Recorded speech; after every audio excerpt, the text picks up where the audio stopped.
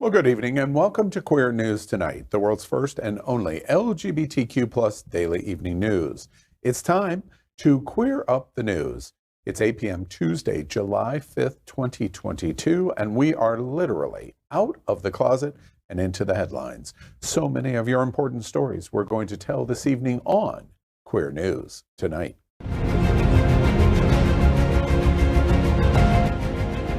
This is the world's first live daily LGBTQ evening news show, literally out of the closet and into the headlines on Queer News Tonight with Al Ferguson. Good evening, my queer world, and how great it is to see you. Did you miss me? I'm going to be very honest. You missed me. Thank you for joining Queer News Tonight. This is the world's first and only unedited live LGBTQ plus evening news show. Whatever happens, you will see it. Queer News Tonight is supported by viewers like you. We are part of the partnership between Happening Out Television Network and Hot Spots Magazine. Hot Spots is celebrating 36 years of the LGBTQ plus experience. We bring you the best of LGBTQ plus news, entertainment, and support of our community. I'm your anchor at Queer News Tonight, Al Ferguson. Well, let's begin by welcoming anchor Sobourney Barnes. Sobourney is a South Florida native who has been an activist and leader in the LGBTQIA plus community for a decade. An original committee member of the Caribbean Pride Festival, Sobourney has been involved with various community partners such as Aqua Foundation and the Stonewall Museum and Archives. She is currently the Fed Club co-chair for the Human Rights Campaign South Florida and the vendor coordinator of Pride Feet, a grassroots event for the queer Caribbean community. Welcome, Sobourney. I'm going to teach you how to say it. It's Pride Fed. Pride Fet. Yes, a Fed, my dear. Well, we're sponsoring it. So between now and August, what's the date? The date is August 13th, and I hope to see everyone there. And I'm going to anchor for Queer News Tonight. Yes, you are. Hey, we've got to get this off the table. You've been out for a while because you had COVID. Yes, after 2 darn near 3 years, because we know in the States, we started seeing COVID spike in 2020. I got COVID. I went so long without it, and I'm just going to say this for my folks out there. I'm so happy that not only am I vaccinated, I am boosted, and that everyone in my family is in some way, shape, or form either 100% vaccinated or, I'm going to say it, they're very young and they know what vaccination is about.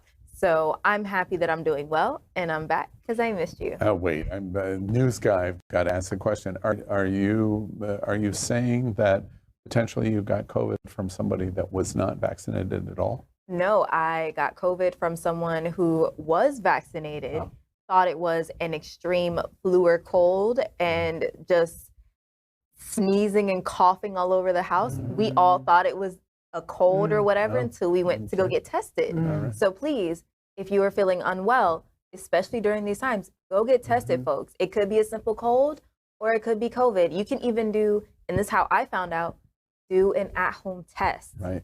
Do it. And one more time, Pride Fet, Caribbean Pride, August 13th at Richardson Historic Park, and you will hear more details on that coming up. Yep. But moving forward, it is time for us to welcome anchor Gregg Shapiro, an inductee into the Chicago LGBT Hall of Fame. Gregg is the author of 8 books, including his latest, Fear of Muses, an entertainment journalist whose celebrity interviews and music reviews run in a variety of regional LGBTQ plus and mainstream publications and websites. His movie review column called Screen Saver can be found in South Florida Gay News, San Francisco's Bay Area Reporter, RottenTomatoes.com, and more. Good evening, Gregg. Good evening, and happy National Workaholics Day to everyone at the table. I feel like I've been called. Let's welcome anchor Dr. Tai Houser. He is an associate professor of English and Humanities at Broward College. Additionally, he teaches for extended periods of time at international colleges in China, India, Spain, and Bolivia. Good evening, Doctor. Good evening. It's nice to be here with you all tonight. Next, we welcome anchor John Hayden, John's been a journalist for 27 years and now works for several South Florida outlets, including SFGN, as community editor, covering politics, arts, and philanthropic organizations. Much of his career was spent as a celebrity journalist, covering the stupidity and scandals of Hollywood. John's interviewed nearly every big one in TV, movies, and music, and once spent an evening watching a movie with Her Majesty, Queen Elizabeth II. God save our very own Queen. Welcome, John. Yeah. Thank you so much, Ty. And it's interesting, Ty. I'm in a new chair tonight, or a different chair tonight, so that you and I are like 6 feet away. I miss you. Yeah, I miss you too, but you've got COVID, so no. But I just find it interesting. I'm almost 30, so I'm relatively safe and young. But they put you almost 30. But they put you in between our two nonagenarians, and I'm like, I have tested negative for the past week and a half. Thank you very much. With a PCR. Shall we double team? Just get them later. oh baby, double team me. Ooh, Eiffel Tower. It. We are. We are the French reporters for Queer News Tonight, and this evening we begin with the queer headlines. The LGBTQ plus community in South Florida and across America is diverse. Our community across the world is vast. And here are the headlines for the Queer News for today, Tuesday, July 5th. Well, let's begin by queering up the road to Stonewall. Our new reality as fears grow that the Illinois parade shooting could happen at an LGBTQ plus pride event. Watch this.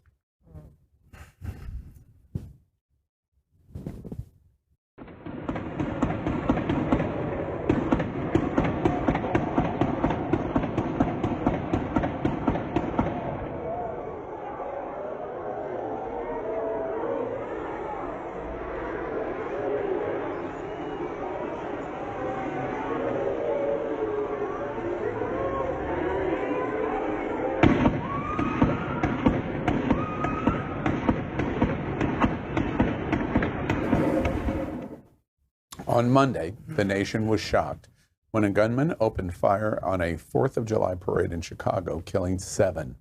This morning, the suspect, Bobby Crimo, also known as Awake the Rapper, was arrested.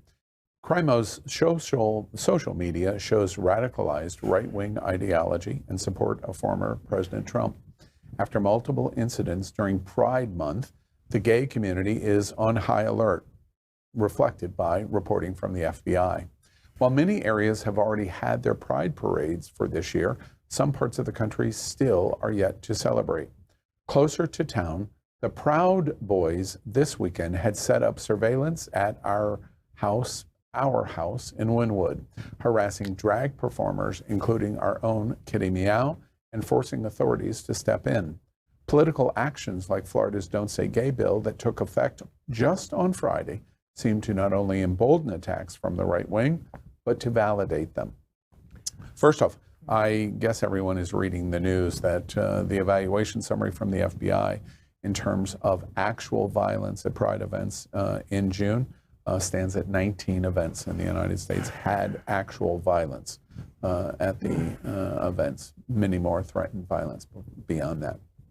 I'm sorry to say, everyone, of course, remembers what happened at Pulse nightclub in Orlando. That is not too far from where we are right now in Fort Lauderdale. But I remember the year that happened, if I'm not mistaken, the Stonewall Pride Parade happened that same exact, like a couple days after that year. And I remember the fear in the community of, what if some crazy maniac comes down here to our parade, to our festivities, while we're trying to celebrate LGBTQ plus pride.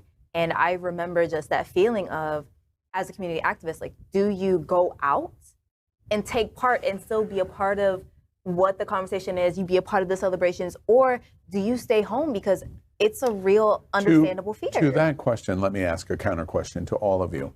Yesterday, July 4th, American Independence celebrations. That parade of that little town north of Chicago is every town in America, big, small, every community in America. That was it yesterday. Did anybody dream or think before yesterday that this was possible? That somebody, we show the sounds of the AR-15 going off over that little main street. You thought that that was possible? Oh yeah, after these last, I mean, at this point, and I'm not saying this to be funny, nothing is more American right now than a mass shooting. There's been more than 300 of them this year. And the fact that it happened at a 4th of July parade, I mean, it happens. But here's the thing. If I didn't know, let's say I didn't know what story we're doing, and you blindfolded me, and you just played that audio of the shooting going off, you hear a few people running and screaming in the background, you hear it sound like a helicopter or a plane or something flying overhead. You could have told me that was something out of Ukraine right now, and I absolutely would have believed it. I sadly would. That's what America now sounds like. And the fact is, we have reported on this extensively. You know, the Pride on the Block up in West Palm Beach, which had a last minute threat that was also involved with the FBI to foil that. The incident in Coeur d'Alene, Idaho, where people were on their way to at a minimum, harass gay pride events. And I talked with Wilton Manor's Police Chief Blocker, who said that they were constantly monitoring, and are still, even though Pride's over, constantly monitoring traffic for threats against the LGBT plus community. This is a real threat to us because these people are validated. I want to ask y'all. So, real threat. The FBI is saying, you know, that America has cause to be concerned.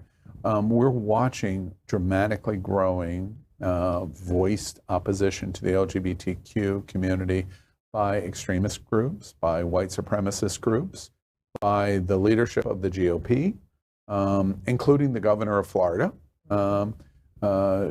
Do those things, immediately I can hear Governor DeSantis and Governor Abbott in my head say that has absolutely nothing to do with gun violence. Does it or doesn't it? It does. It definitely does. And I have to tell you that town, Highland Park, I have a lot of friends and family there, and thankfully everyone is all safe and unharmed. It's an extremely upscale, very wealthy suburb on Lake Michigan. And for years, to imagine this would happen in a place that safe and that family-oriented. Plus, you know, there's also a very large Jewish community there, which you have to wonder how much of that is the driving force behind this. And then there's also a small LGBTQ community. You could see on the news broadcasts from the site that there were rainbow flags on Central Avenue in downtown Highland Park, which is an amazing thing. So the fact that that has become a war zone, well, the country is a war zone, basically. I want to make sure that everyone understands John's point that he just made. If you watch the pictures of when the shooting breaks out and the people running on the street, and then the post after there was some semblance of normality in dealing with the situation, they had just finished the Pride celebration, and rainbow flags are, like in many, many communities, Wilton Manors, Fort Lauderdale, etc. In this community in Illinois, the Pride flags were still up for Pride Month on the post as exactly where the shooting. And that's a new thing. The northern suburbs, Highland Park, Highwood, Buffalo Grove, have all started having Pride parades and festivals in recent years, and that's an amazing thing. That's a huge change, certainly in my lifetime. But yes, it's incredible that this happened there. Go ahead. I was just going to say, this isn't nationalism, specifically white nationalism, let's just call it what it is taking hold. There was a shooting that we were not even talking about in Copenhagen, Denmark, over the weekend, where I believe at least 2 people died. This caused the cancellation of, and it was Oslo. No, there was one in Oslo a week ago. There was another one over this weekend, So that's what I'm saying. It's white nationalists are grabbing hold. I mean, ever since Brexit, and I know that the two don't seem related, but ever since Brexit, these people have been empowered and emboldened, and there's no taking them back. How is LGBT America going to react to this? We're watching a parade, and for LGBT, a parade is a central either protest activity or a pride observation. We protest and we show our pride through a parade. This is different because it blows the dog whistle that a 4th of July parade is not sacred enough to have an action like this. How does LGBTQ community respond to this week? I think the problem here is that this is the new normal, right? This is who we are now, and we can't get away from that. And so I think I don't want to discuss this in terms of, oh my gosh, we should all go out and be afraid of everything every time we do something. But at the same time, we have to be aware that this is a possibility and this is real. And so I think what we as a community will wind up doing is we'll wind up not going to larger events outside of those spaces in which we already feel safe. So we'll go to Stonewall Pride because it's here, it's in our backyard. We probably won't travel to Atlanta Pride because we don't feel as safe outside of our comfort zone. But I think that's the key, being aware, not being afraid. I'm curious, do you all agree with that observation? That the ramifications of this will be we're not going to closet ourselves, literally closet ourselves, but that we're going to stay close to home, and we are less we'll be less desirous to travel outside of our community itself. I don't know that we're going to have those events to choose to go to choose to whether or not to travel to, because while there was so much discussion leading up to our Stonewall about the cost of security and stuff like that, it's the insurance. We could literally get priced out just because we can't get insurance on these major events, or it will be so expensive that we'll have to charge like $20 a head, which most people will start to objectify or object to going. So the fact we may not even have the choice to go. Right. May not, but I'm even gonna throw it back to just what I said earlier in terms of that safety aspect. Like, you're completely right. I may not want to go to Savannah Pride, even though it is literally on Halloween, which is gay Christmas for me. I would love to go to that, but at the same time, that fear, that thought that something could happen to me while I'm outside of an area where I may not have family, I may not have friends, I will not have a support network, I won't have essentially safety. That's something to really consider when we're talking about us going out and doing these things, because at the end of the day, we are normal people, just like the individuals who were there yesterday at this event. We're just trying to celebrate, have fun, have pride in whatever part of our identity that we are celebrating, and then something like that happens. And that changes your whole thought on how you're going to continue to celebrate.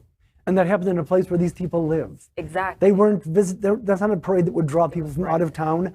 This was Highland Park residents, family and friends. That's who was there. And even they weren't safe. Exactly.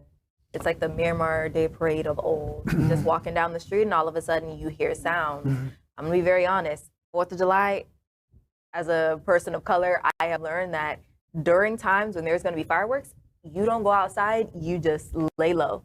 Literally, yesterday, I was laying in my bed hearing all of the things. You think that 4th of July fireworks is a time when the Black or African American community do not come out in the same propensity that white does because of fear of the noise of the fireworks? No, I know that in communities of color, it is a time where we have to be careful. And we understand that during the time, because of the sounds of fireworks and because fireworks can imitate the sound of gunshots, we understand, like, if you're not with family, if this is not something that's maybe like a community event, you stay home. And even then, you have your lights off. I literally was laying on my bed. Does that shock anyone? No. Like laying down. Shock you. It shocks me. One related question before we move out of this story.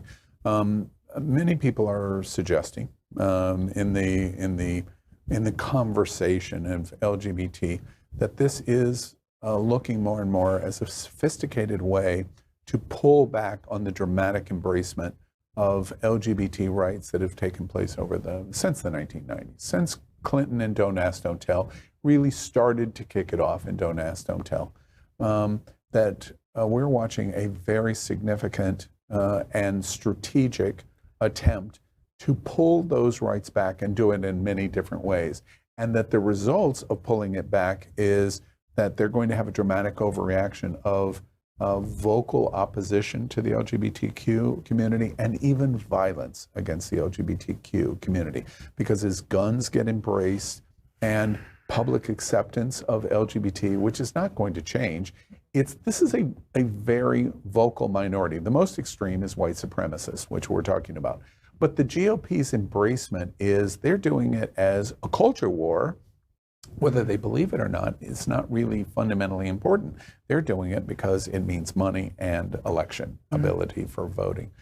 Do you see this as a structured way, the gossipy kinds of conversation that are going on in our Facebook pages and other social media, that this is the way that they finally fight the LGBTQ advancement? How is it different than the years they put into planning the dismantling of Roe v. Wade? This is, yeah, absolutely. Planning years and years of dominionist theory and religious zealotry. Absolutely. This is just next. This is the next shoe to drop. You do? Yes, because when you look at it, and I'm just going to say it from like that point of, we look at generations, the older generation, parents, they're on Facebook. That is where you have a lot of the fake news happening. We're just going to be very honest about that. And it's going to have information about this and saying, oh, your child would not be safe going to this event. And even if you support your queer kid, you're going to say you can't go to this event because I fear for your safety. And at the end of the day, that's what I care about, is that you are safe and you are sound. So you're going to stay home. You're going to stay away from the queer community because I don't trust it, because you can be hurt. How is that observation any different than what Governor DeSantis is doing in Florida and Don't Say Gay? We're not going to talk about it because it's not safe for our children. It sounds like the exact same thing. That is literally what it is. It is how you make it make sense, because it's, oh, I'm trying to protect you. I love you as your parent, as your caregiver. I just want you to be safe. At the same time, it is hindering that ability to create community. And they actually took that and they ran with it, just like with, what is the anti-vaxxers who took My Body, My Choice from Planned Parenthood and reproductive rights. A lot of organizations are no longer, especially democratic organizations that are about reproductive rights, they're no longer using that slogan, even though it's been a half century of us using that. Because all you do is take something that used to be within the community, a slight positive, or even something that's like, okay, I care for you, and you twist it around and it works for you, and screws us all up. Well, before one last observation before we move out. This is not a conversation on our lead story tonight about guns. However, I have to say, production has shown not people running, no talking heads, no news. Only listen to the gun going off. The initial reports, very good Chicago Tribune reporter, was close, not reporting, just there to enjoy the parade, was in close proximity and watched many of those that were killed in close proximity to the main stand area of the parade, and basically used very difficult words of using the fact that several were basically destroyed. There's nothing left. And that is the high-powered nature of these AR-15s. You hear it in terms of speed. You have absolutely no chance at all. There is none. And simultaneously, when we hear that, we hear this very seasoned, long-time reporter say, I watched people dissolve in front of me that were hit and attacked in this cowardly way. But high-powered rifles are not on the table for discussion. Where is this all going? You know, it's a very, very difficult situation. Very. Oof, we could stay on this forever, and the first thing that comes to mind is school shootings and how youth are affected. And I'm going back to Uvalde, but we're going to move forward tonight. It's time for us to queer up politics. California and Governor Newsom declares war on Florida and Governor DeSantis over LGBTQ+. As GOP lawmakers across the country enact policies that ban books with LGBTQ+ content, block women's rights to health care, and make Don't Say Gay school policy, California Democratic Governor Gavin Newsom is fighting back, and not just in his state. Yesterday, on the 4th of July, Governor Newsom released a new political ad in Florida. The ad encourages people to get out and vote against the Republican attacks on freedom, or if they don't want to do that, just move to California. Ron DeSantis has previously claimed that the ongoing drought, fires, and other issues in California are the fault of a left-leaning governor. Some feel that this attack on the governor of another state is part of a plan by Newsom to run for president in 2024. And there have been calls for him to sign a contract that if he gets reelected governor, he will stay in office for his full term and not run for a higher office. Watch this. It's Independence Day, so let's talk about what's going on in America. Freedom, it's under attack in your state. Your Republican leaders, they're banning books, making it harder to vote. restricting speech in classrooms, even criminalizing women and doctors. I urge all of you living in Florida to join the fight, or join us in California, where we still believe in freedom. Freedom of speech, freedom to choose, freedom from hate, and the freedom to love. Don't let them take your freedom. Paid for by Newsom for California Governor 2022. My question is, what's the point? Mike Netter is the man credited for launching the Recall Gavin Newsom effort. No one from Florida is going to say, oh boy, I can't wait to move to California where they're running out of water. We have heat waves. And by the way, I'm not sure they're going to have power in 5 years. Netter calls on the governor to focus on this state's issues. Florida's governor may have lobbed the first shot. Ron DeSantis called San Francisco a dumpster fire and worried about Californians moving to Florida. They will not draw the connection between their leftist ideology and the destruction that's all around them. It's possible the actual target of the ad isn't DeSantis at all. Newsom hasn't been shy about calling out the Democratic Party. Where's the Democratic Party? We need to stand up. Where's the counteroffensive? But the prevailing opinion, the ad raises his national profile, even if he's been quoted as saying he's not interested in the White House, at least now. Unprecedented that the governor of California would run ads over the 4th of July holiday in our backyard here in Florida. What is going on here? Well, I think he's copying what didn't Chicago and New York do something like this, similar with billboards? New York did. Yeah, but different. New York was basically saying we're a very welcoming state. It was really a tourism pitch. This is much more political.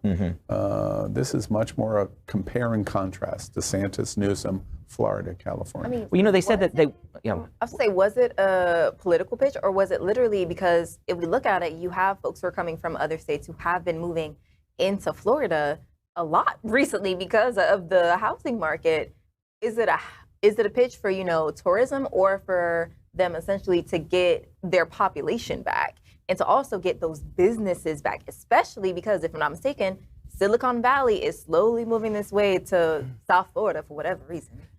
Yeah, well, mostly for the tax base, but the thing that Newsom's doing that I like here is, like, he's standing up for what he's saying needs to happen. He's saying, where is the Democratic Party? And he's saying, oh, by the way, here I am. I'm gonna step in where the Democratic Party seems to not want to do that. But the thing that really bothers me, and the thing that gels what DeSantis and the right are doing so well, is they're preaching end of days to their base, who want to hear that the world is ending, so that the self-prophecy of end times is for real for them, and they can look to the terrible liberals who are causing it and saying that way. the world I want to jump in real quick. That being the case, what's the answer to that? How do you fight this mentality of preaching to your base the end of days?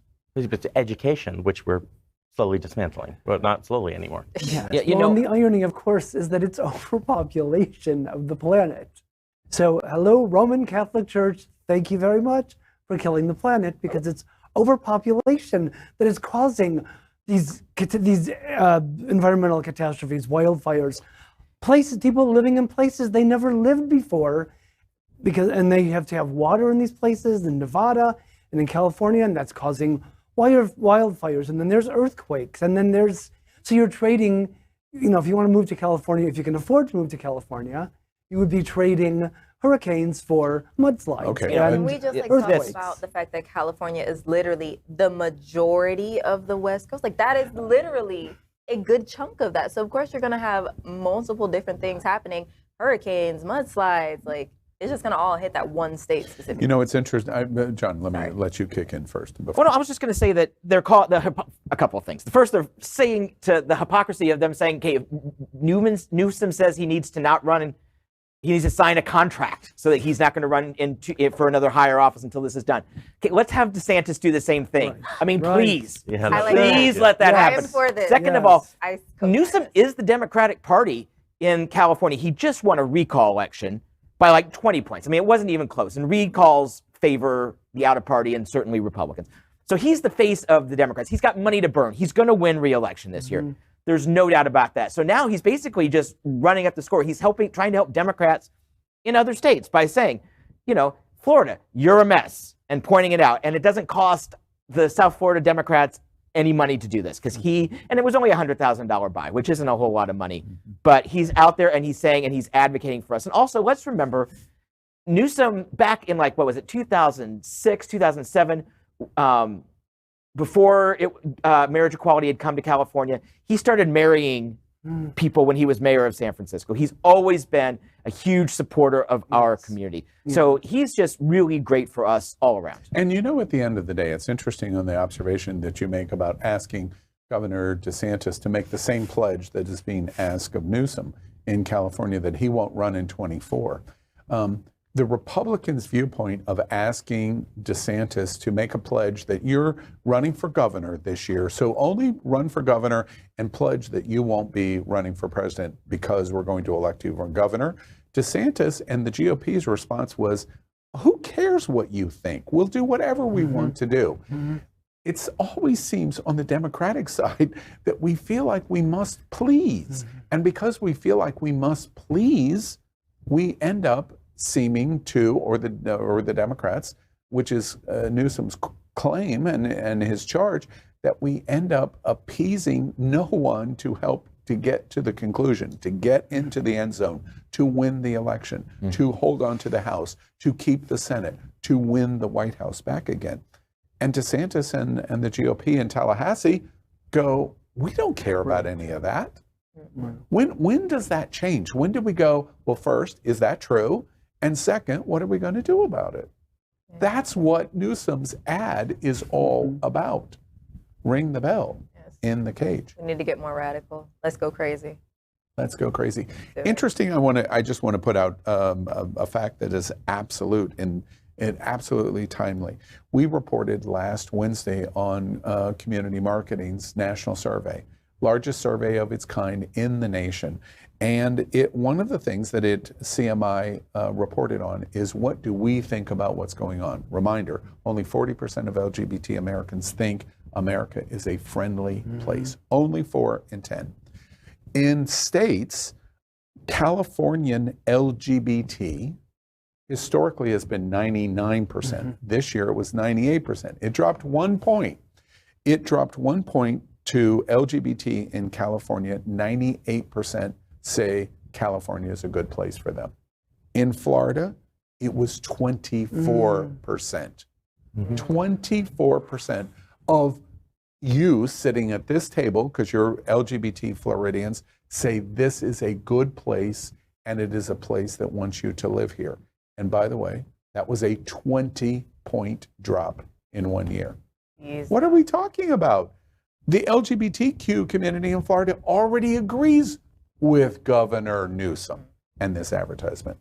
Now, the big question is, does it make any difference at all?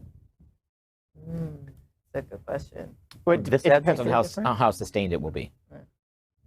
What does that mean? Well, if he sustains it, if they put on a full court press and buy ads and spend the money, then yeah, it could make a difference. You know, because like I said, Governor Newsom's not going to have to spend $1 to get reelected at this point, but Governor DeSantis will. We have Val Demings and Charlie Crist and Secretary Nikki and Nikki Fried, thank you. And in Florida, we have our own issues to solve. Where is the Democratic Party in Florida? They have left us woefully. Yes. But you said it, Charlie Crist. He's not a Democrat. Right. That's the best we can do. The best we can do is find someone who switched parties and run them for a second time. I mean, let's be honest. Florida in and of itself is such a purple state that it switches from Democrat to Republican, and it's been highly Republican.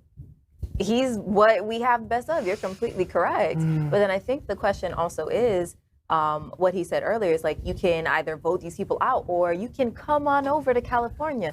Is that sustainable in the long run? Are we actually going to have a higher quality of living if we choose to move to California? Again, huge state, but it ain't that big. Well, it's a big state, and it's also, for a lot of LGBTQ people, it might be cost prohibitive to move to California. That's one of the appeals of living in Florida, but it might be difficult for some. So I just, forgive me, I just ask y'all, is the affordability factor more important than the satisfaction of your quality of life? Because that's what this comes down to. We're not going to get what we need in Florida politically DeSantis is going to win. And as a result, when he wins, he takes all the cards on the table are his. That's his point. And he takes it a step farther by going, the thing that I really hate about California is, in his warning about Californians moving to Florida, is I want you all to come as long as you don't have that leftist ideology. Well, of course leftist ideology is coming from California. So please, come to Florida, and especially South Florida. We want that here. Maybe that's Charlie Crist's ad. But his point is, we don't want that here because we want exactly what I'm going to give you. Does LGBTQ fight that? Newsom's advertisement over the weekend, do we cheer it? Do we vocalize it? Do we go, that's the right thing, or we don't care? It's split. It is 100% split, in my opinion. All right, well, now we're going to queer up gay culture. The New York Times reports Gayborhoods are losing LGBTQ plus residents in major cities. Across the country, major cities are losing their Gayborhoods. Cleve Jones, the famous LGBTQ plus activist and creator of the AIDS Memorial Quilt, lived in San Francisco's Castro neighborhood for 50 years. Jones recently had to move after gentrification caused the rent for his one-bedroom house to jump from $2,400 a month to $5,200 a month. This has been a case in the Gayborhoods across the country, including New York City, Chicago, LA, and more. Even here in Wilton Manors, pricing at the Gables at Wilton Park recently increased greatly, with the studio jumping from $1,800 a month to $2,200 a month, forcing out many residents. Combined with more and more LGBTQ plus individuals moving to the suburbs, where acceptance is slowly rising, and our safe havens of the Gayborhoods are slowly dying off. I certainly saw it in Chicago. I mean, they don't even call Boys Town anymore. It's now called North Halsted. And that's where they have the rainbow pylons on Halsted Street. And that still is where most of the gay bars are, but it's also a lot of moms in double wide strollers walking down the streets because we cleaned up that kind of one-time messy neighborhood and made it safe for them. Well, that's what we do. We did it in Key West. We did it in South Miami Beach. We did it in Wilton Manors, but we don't have anywhere else to go. You know, we turn terrible neighborhoods into better places to be, and then we flip it and move on. But West Palm is already, they're fine. They don't need us. So like we've gone as far north as we can possibly go. But it raises the question of affordability. And we were just talking about this in the previous story. What is affordable? Wilton Manors itself is reckoning with this. You know, they've decided, while they lament the end or the lacking of single family homes, they've got like 1,100 or 1,200 proposed units for the city that are going to be mixed use, retail on the bottom floor and you know, condos up top. And I think a new construction average starts at $500,000 now in Wilton Manor. I think that's what the mayor said at the last meeting. That's not affordable for anybody. So the Gayborhoods are getting priced out. Now, fortunately or unfortunately, you know, the gays in New York that have saved up their money will still want to move here. The gays from Chicago, looking at you, Shapiro. But you know, they'll still want to come here because it's warm, and Chicago will always be cold. Boston will always be cold. But on the whole, we're just an example of what's happening across the country. Exactly. First, we can't, in my opinion, we can't criticize the American free enterprise system. If housing can justify the dramatic increases that are going on, you know, far be it from me to make a critical observation of that. What has historically always happened is to the point that you've made. LGBT has gone into distressed communities. They've created a beehive or an anthill. They've improved it, and then it improves to a point where the Greggs and you will and Tai will and you will go in and you'll invest your blood and your sweat and your tears and your money and improve it. And then it gets to a certain point and straight X and Y go, oh, I love this. And they come in and buy. And then more and more and more, and it drives up the prices. And all of us go, okay, I'll happily sell it over to you. That's exactly what happened to the West Village. If you went to Stonewall in the national celebration, 10 years ago, 20 years ago for sure, 30 years ago, absolutely. If you walked west of the Stonewall Inn on Christopher Street, you were in porn heaven in terms of adult bookstores, seedy restaurants, kind of seedy bars. That's where we lived in the West Village. Today, you can't buy an apartment for under $1.5 million and tiny in the West Village off Christopher Street. And that's because gay people turned the entire village around to the point where they go, okay, now I'm leaving and pay me my money.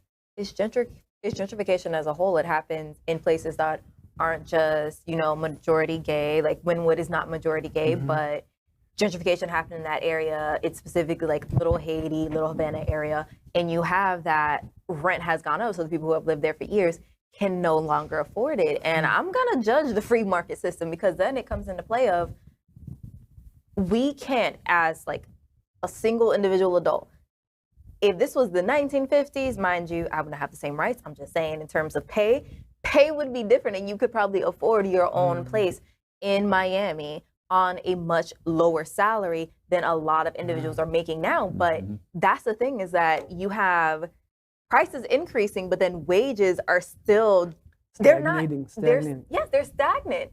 So how is it that we're going to say, you know, oh, we can't judge it? No, I'm going to judge it because you're making it that I have to figure out how to make more, but then my business organization is not paying me more. So I have to fight. I have to figure out a side hustle. Point. Terrific. And that's what a lot of people, a lot of folks have to do it. That's why we got OnlyFans now. Yeah. even Blanche Devereaux couldn't live by herself. Yeah, that's right. That's right. The Golden Girls had to. They took 4 of them to have that house in South Miami. Wasn't that Sophia House? Yeah. Well, yeah. It might have been Grandma. That's what we all need. We need Grandma. You know, it's really interesting. I zero in on Wilton Manors. I love our community. I love Wilton Manors in Fort Lauderdale, but it is a two-edged sword. The cost, we talk about it in this story. You know, the Gables proudly marched in the Stonewall Pride Parade right in front of me while I was broadcasting the parade. And I thought to myself, yeah, but I wonder who's renting there now on Wilton Drive. And the cost, you said it in terms of entry. Wilton Manors has made their own decisions. And we've had a city commission where at times the mayor was LGBT and all the city commissioners were LGBT. And we've had fundamentally over the last 10 years a very anti-growth policy. No, we're here already, so we don't want any more people.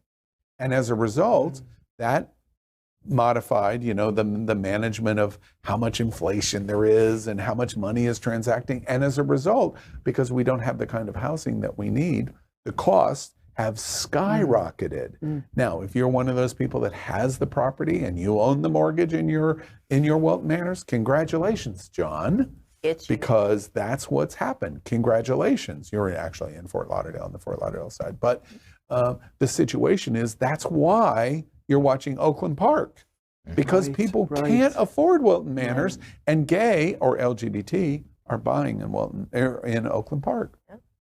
But the whole process is not working. That's just a stopgap measure. Like they say, I party there, I don't live there.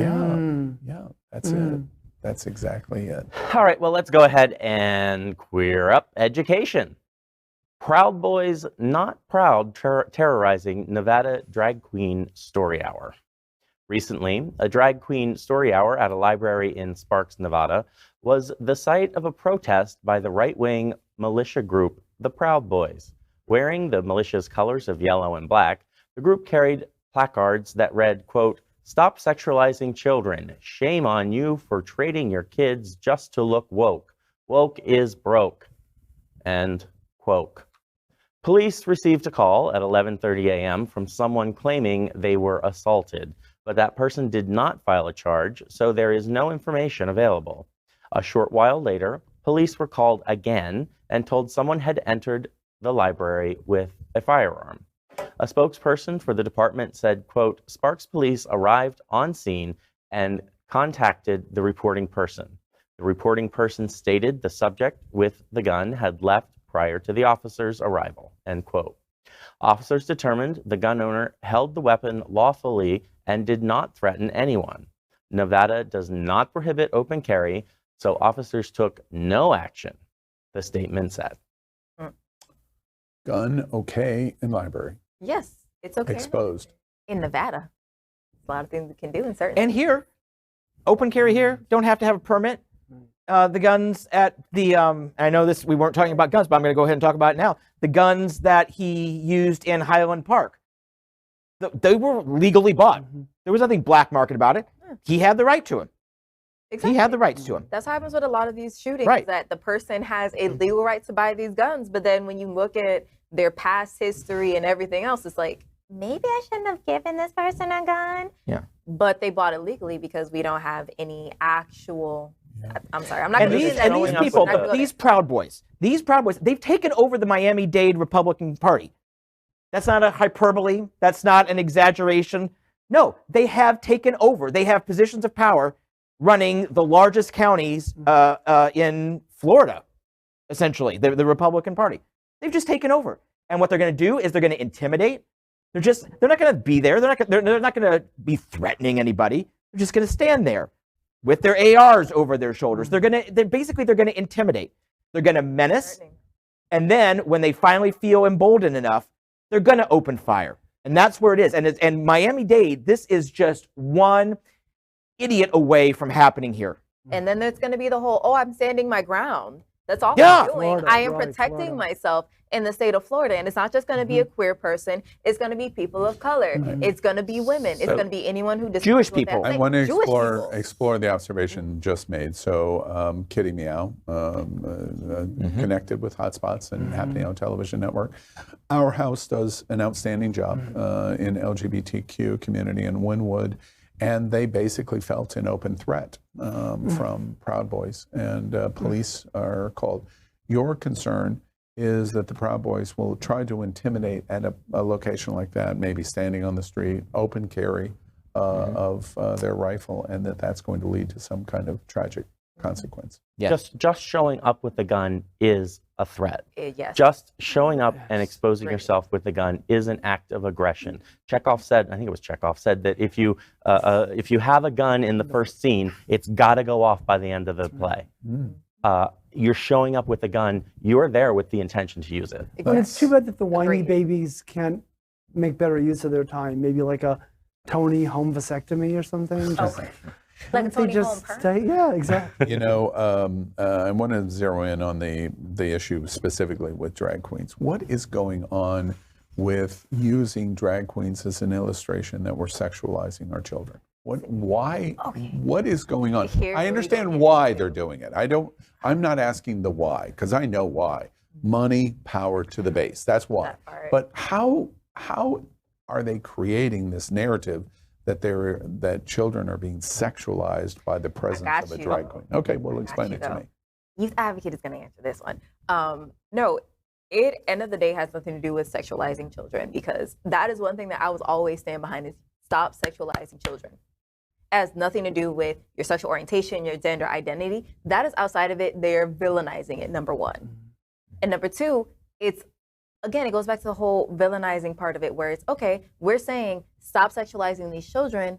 All they're doing is seeing another way that they can live, another way that they can express themselves. And then that becomes a threat. So end of the day, what we're seeing is that drag queens, drag kings, they're becoming a threat to how it is that we see people identifying, that we see people expressing themselves. I mean, if I'm not mistaken, on Discovery Channel, there's actually a new show about kids who are doing drag, which I think is the cutest thing. I've even taken my niece to a drag show. She wasn't even 2 yet.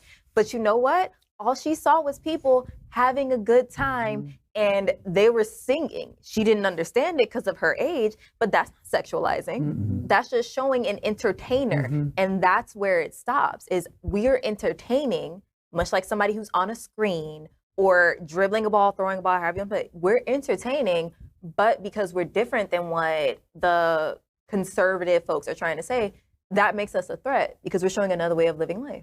So they're actually sexualizing just as much as they're accusing us of Yes. sexualizing. Yes. That's exactly what they're doing. They're saying, we don't appreciate the way you're doing it because we don't understand it, and we're afraid of it, and it's wrong. So we want to make sure that the way we sexualize someone is the dominant way. There- And when it comes Right. to drawing the line, it's very easy, because, oh, it's a man, but they're in women's clothes. So it's without saying it, it's enough to put it into people's minds, oh, something's just not right. And then there's in the back of the mind, even if you like drag queens, even if you've been to a show before, like, oh, it was pretty bawdy. I wouldn't want, a child shouldn't see that. A child shouldn't see that. It's one of those things that all you have to do is suggest it and people's minds start to go there. Never mind the fact that you could have an 8 o'clock comedy show with a comedian, and then he does the adult comedy show at 10 o'clock later that night, which happens in a lot of clubs. Yes, the children should not be at the 10 o'clock drag show, but if they're at the Storytime drag show, all it is someone wearing an outfit that's not conventional to their gender. But other than that, Mrs. there's nothing. What? Mrs. Doubtfire. Mrs. Doubtfire. Yes, it is. exactly. You know, it's interesting to me, and we've got to move on, but if your supposition is correct, and it sounds correct to me, it is just another way, just like Don't Say Gay, that in our fear, we want to make you invisible. We're okay with you as long as you're invisible. We just don't want to know about you. It's not that we hate you, maybe they do, but it's not that we're trying to end you. We just don't want anyone to recognize you exist. That's exactly what Don't Say Gay is all about. And second, to your point, this conversation is as good as I've heard. This is internalized homophobia. Period. The end. It is internalized homophobia because I always use the standard, okay, if we took your observation and completely turned it on its side in reverse, what would happen? Well, what's the difference in bringing children to Hooters? And at Hooters, which is a platform which is completely designed to be sexualized, you can bring your 6, 8, 10-year-old boy into Hooters and participate in the different kinds of shows or birthday celebrations or whatever it might be at Hooters. And that's completely fine. Or that even means on the other side, show that your little girl, she can see a girl being sexualized, and that's okay. And that's okay. Right. That means this is internalized homophobia, to your point. It is a man in a dress, and that in and of itself is bad, which should be invisible. I really think we got to the issue of what's going on about drag queens. And we move on. And we queer up LGBTQ plus civil rights. Biden 4th of July speech, a dog whistle for the LGBTQ plus community. Your freedom is not guaranteed. Yesterday, President Biden gave his 4th of July speech with military families present. He spoke of how in the past 246 years, many have fought to lay the foundation for a better future. But that, quote, the worst of our past has reached out and pulled us back on occasion, end quote. He said that as long as America holds together with its values, especially the one that we are all created equal, that we will rise again. He touched on the shooting in Chicago, saying, quote, there is nothing guaranteed about our democracy, nothing guaranteed about our way of life. You have to fight for it, defend it, and vote for it to earn it. Watch this. That's the American story. And you all know well, it's not a simple one. It never has been. It's often been the case that after we've taken giant steps forward, we've taken a few steps backwards. And after doing the hard work of laying the foundation for a better future, the worst of our past has reached out and pulled us back on occasion. Chief among those promises is the proposition that we are all created equal. We say that so often the time you're a kid in school. Sometimes we wonder sometimes if they're just rhetoric. But we're an idea. The only country based on an idea, not geography, not religion, not ethnicity, but an idea. We're all created equal. The laws are instituted among people to protect the vulnerable, to check those with power, and to guarantee the pursuit of justice. In recent days, there's been reason to think that this country is moving backward, that freedom is being reduced, that rights we assume were protected are no longer. A reminder that we remain in an ongoing battle for the soul of America, as we have for over 200 years. It's we the people, not a hollow phrase in America, we the people. doing all we can to ensure that the idea of America, the cause of freedom and justice and equality, does more than survive the divisions of our time, but that it shines like the sun to light up the future of our world. I know we can do this. I know many Americans look around today and see a divided country and are deeply worried about that fact. I understand, but I believe we're more united than we are divided. Nice sentiment. Not impressed. Not impressed. I mean, not true at all.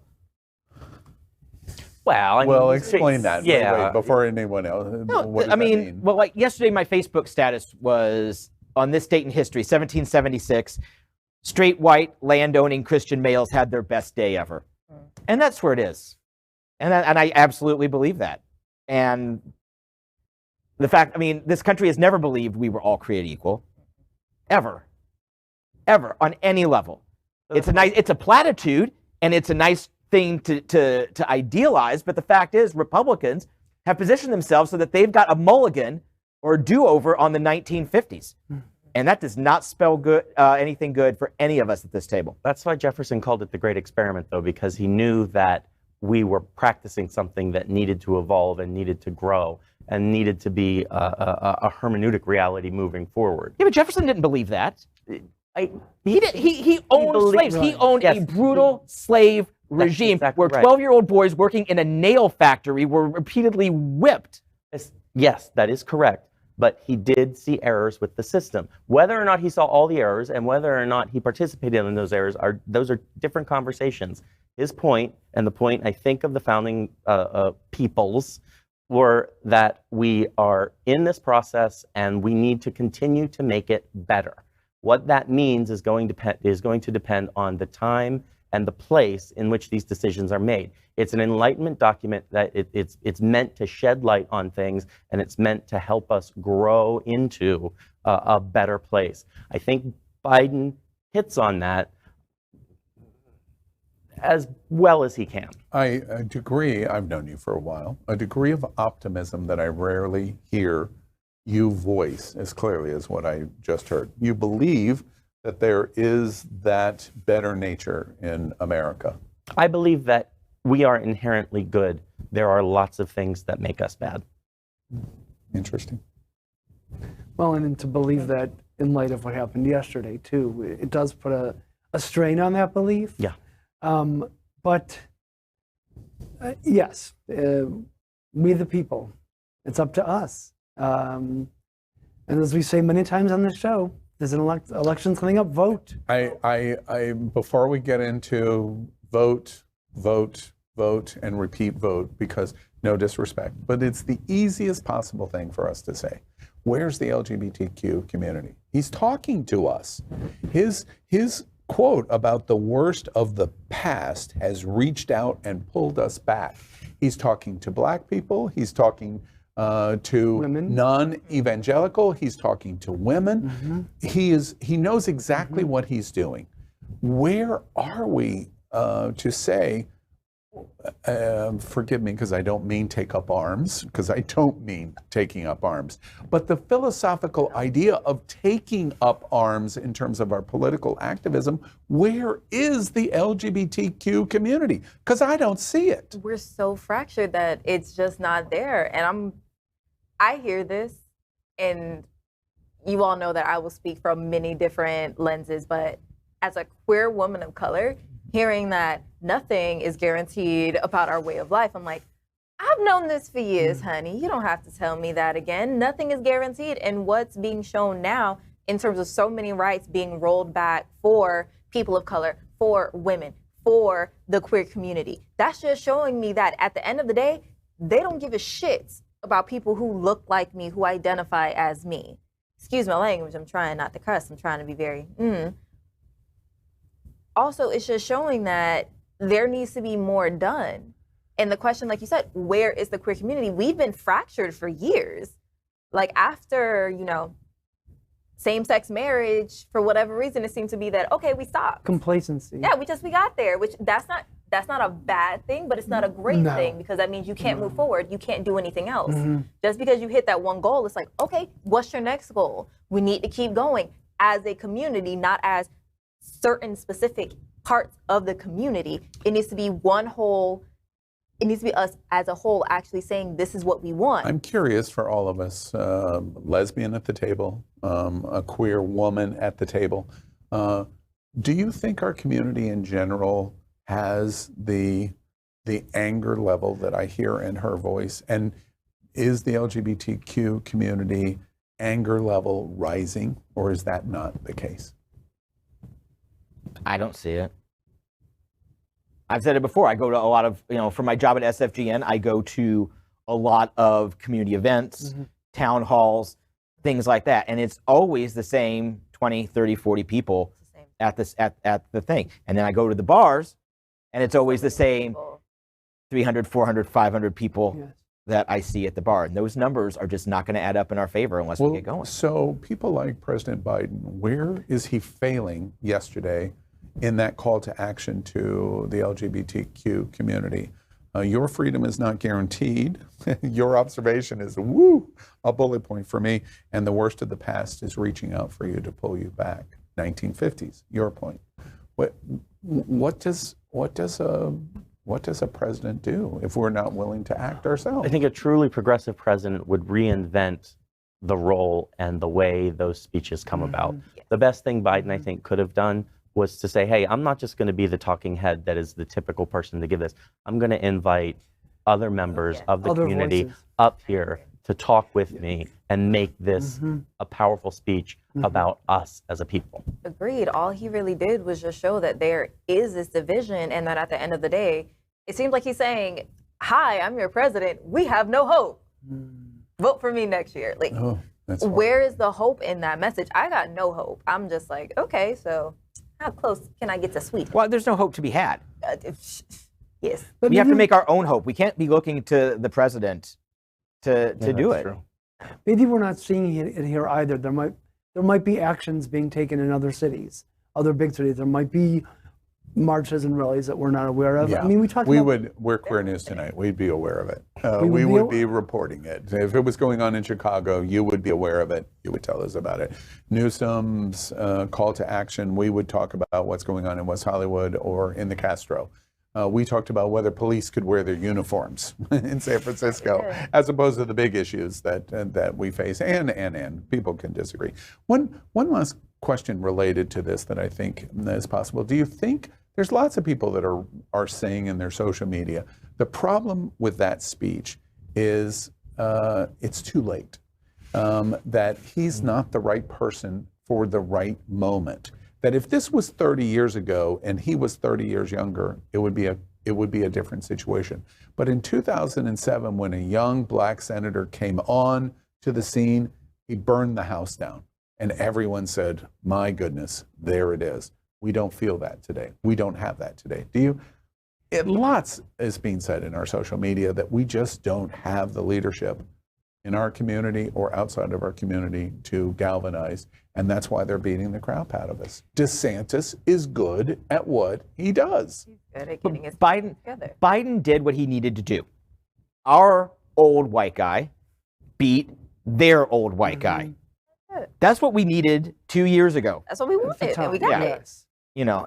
And I don't know if this is a tangent or not, but I don't think Newsom will ever be the Democratic Party nominee for president. I don't think we'll ever nominate, aside from 2024 if Biden runs again, I don't think we'll ever nominate a straight white male for president again on the Democratic ticket.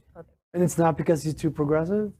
No, I just think, because our party is progressing, because we embrace Vice President Kamala Harris. You don't think so? No. Okay.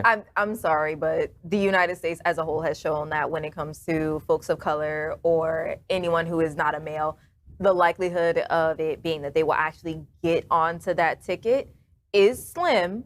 And when they do get onto that ticket, will they actually be voted into office? Because we did see with Hillary, let's not say that Hillary didn't have her shot. She had her shot, but it was a lot of stuff going on. Hillary, and this is where I am not tooting his horn, but I will say this. Trump had no problems with saying whatever the heck came to his mind. Hillary was very just, she held to what the Democratic Party is about. Is like, we're not going to get to that level, whereas Trump took the Republican Party to a totally different space. Where it's like, I'm going to say this, and you're not going to tell me I'm not going to say this because I have the right to say this because this is the First Amendment.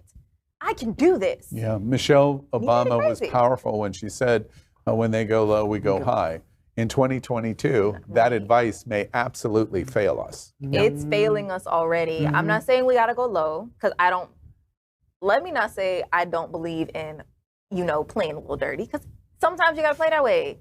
You playing hide and seek, you got to make sure you go from one spot to the next. I'm sorry, I'm playing hide and seek again with a 2-year-old, so I got to know how to keep it interesting. But what we have to do is make sure that if we are going to be playing this game, we are playing it correct, and we are playing it as one singular party. Even though I don't believe all Republicans 100% fell behind Trump, they fell in the line real quick and were like, okay, this is what's happening. We're not going to question it. We're not going to say anything. We're just going to get into that party line. And I agree. I think that we should not go low, but Al will definitely go down. Yeah. Well, and it's interesting to me that we apparently are drinking the Kool-Aid today at Queer News Tonight, and it's the day after our Independence Day. Lots of things are happening in the world, and this is a general reflection of, there's lots of things happening. Tomorrow will be better. I got something great to share. Next, we're reporting on our partnership with Sunshine Cathedral, the world's largest queer church here in Fort Lauderdale. We're broadcasting from our permanent set here at Sunshine in supporting that partnership. Happening Out Television Network broadcasts the largest LGBTQ+ religious live broadcast in the world, as more than 30,000 watch every Sunday at 10:30 a.m. Eastern. Watch this.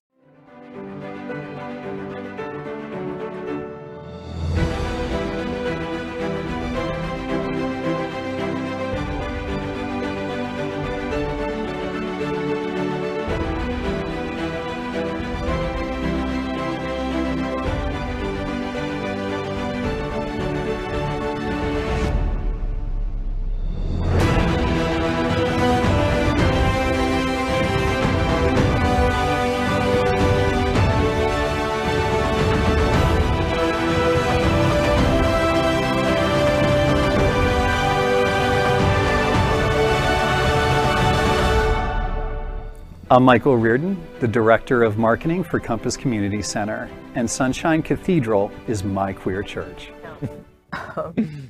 Well, everyone, that is today's news for the LGBTQ+ community on the world's first and only daily LGBTQ+ evening news show. Is our community important to you?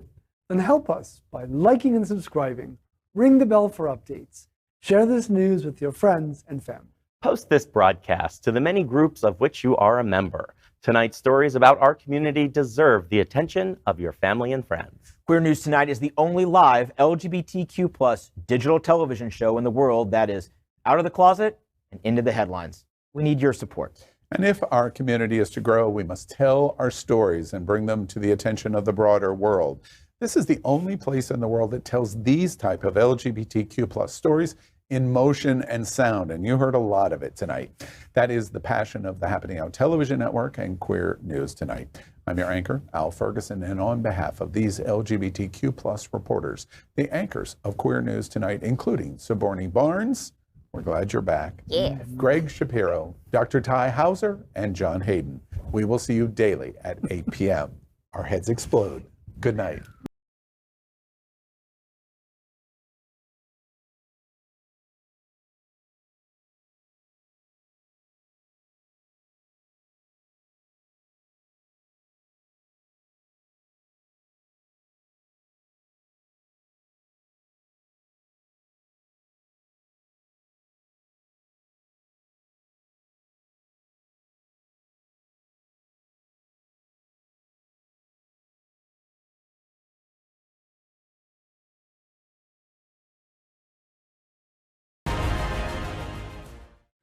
LGBTQ+ news is vital for our community and for the broader world as a whole.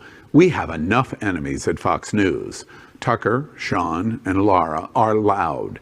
We need passionate allies. Happening Out Television Network, Queer News Tonight, and It's Happening Out are literally out of the closet and into the headlines. Our community needs your support. like this broadcast and subscribe now